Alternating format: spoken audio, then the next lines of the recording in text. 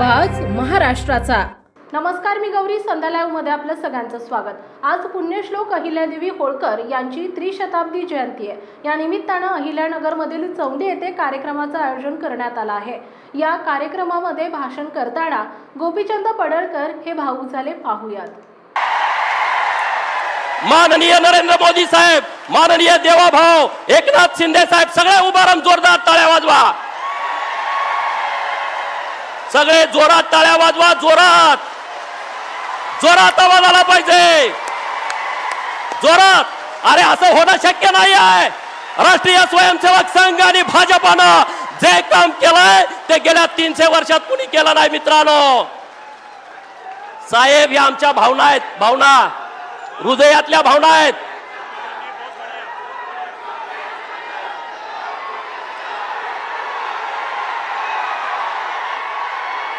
साहेब, वाईट वाटतंय, हे कुणी काम केलं नाही।